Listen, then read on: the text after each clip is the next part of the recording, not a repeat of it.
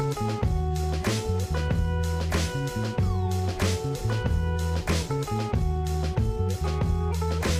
el cierre del programa vamos a una nota muy especial, muy particular, que tiene que ver con un libro que se acaba de publicar y que habla de la historia de una familia que tuvo que pasar por uno de los hechos históricos más duros de la historia de la humanidad, que fue el Holocausto, y cómo escapar de un país, bueno, que en realidad quiere exterminar a esa familia, quiere exterminar a esas personas por ser de determinada raza, en este caso por ser de la comunidad judía. Estamos con Günter Drexler, que es escritor del libro Como el Uruguay no hay, y entre paréntesis dice ese título, no hay cómo llegar. Es doctor en medicina y especialista en otorrinolaringología, pero además ha escrito muchísimo a lo largo de su vida. Conversábamos fuera de cámaras cómo nace la idea de hacer este libro, que cuenta las peripecias de su familia para poder irse de Berlín en un momento, bueno, donde se venía realmente el exterminio de la gente de origen judío que vivía allí, ¿verdad? Claro. Era el último tren prácticamente. Se debe también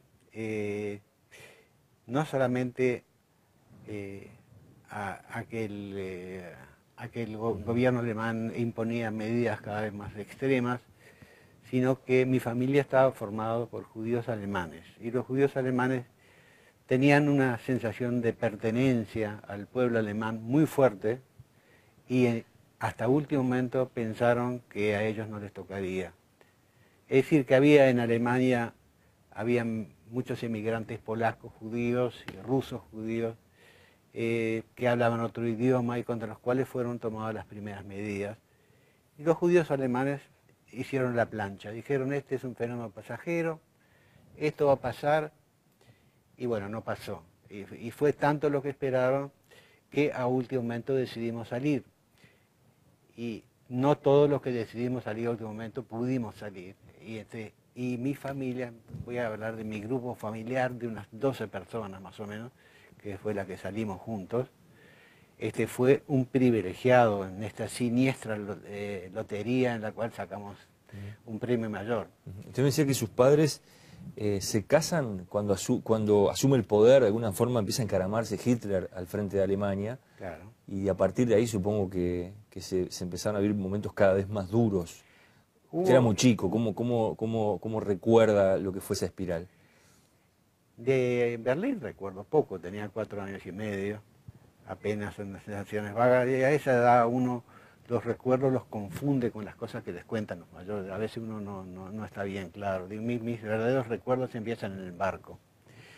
En cuanto a lo que pasó del 33 en adelante, se fueron decretando una serie de medidas cada vez más severas contra los judíos, en una forma también, vamos a llamarla inteligente, el grupo más. Las primeras medidas eran medidas bastante inofensivas, por ejemplo, que los judíos no podían ir a los parques, ¿no?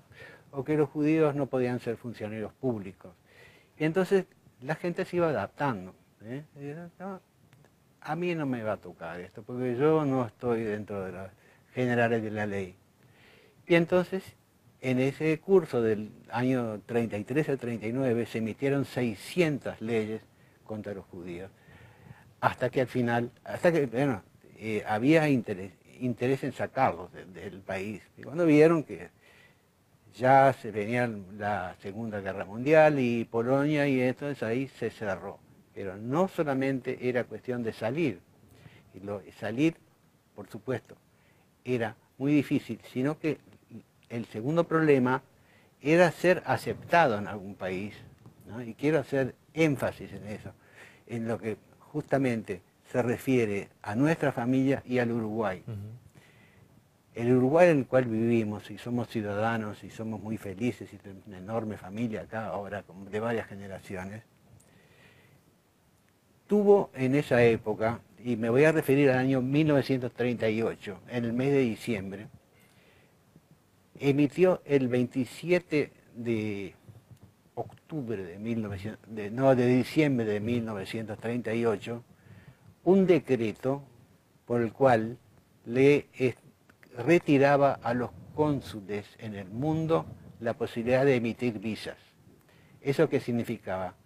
Que si usted quería viajar desde Alemania al Uruguay, tenía que comunicarse con el Ministerio de Relaciones Exteriores, iniciar un trámite desde Alemania al Ministerio de Relaciones Exteriores, en una época que no había fax, que no había, bueno, imagínense, era tarea imposible, sobre todo que el tiempo de salida premiaba. Y bueno, los cónsules no pudieron emitir más visas, y sucedió con mi familia que cuando decidieron irse, fueron al consulado uruguayo en Berlín. Entró, la primera persona que entró fue la tía mayor, le dieron la visa y en el momento que entraban mis padres sonó el teléfono y se suprimieron las visas. Entonces quedamos ahí, nos fuimos, no podíamos salir, corrían rumores por todos lados, sí, que en París había un cónsul uruguayo que emitía visas, era cierto, fuimos hasta París y otro miembro de la familia consiguió una visa, pero en ese momento las visas ya eran truchas. Varios cónsules venales siguieron emitiendo visas a pesar de la prohibición porque hacían dinero con eso. Y entonces esa parte de la familia salió en un barco que llegó a Montevideo, no pudieron bajar porque las visas no las reconocieron, viajó a Buenos Aires, volvió a Montevideo y estuvo así yendo y viniendo como una pelota de ping-pong durante un par de semanas, hasta que un joven médico chileno, que se llama Salvador Allende, que estaba en un congreso médico en Montevideo en ese momento, se apiadó de la gente y les consiguió un permiso para radicarse en Chile.